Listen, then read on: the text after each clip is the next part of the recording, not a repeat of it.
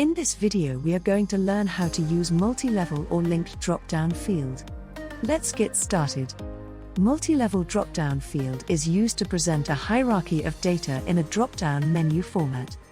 The user can select a value from one drop-down, which will then affect the options available in the next drop-down.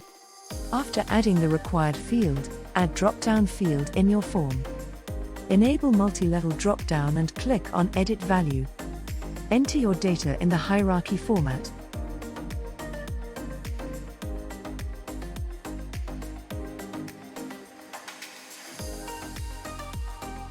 Select a form design and click on Publish Form. Let's see it in action.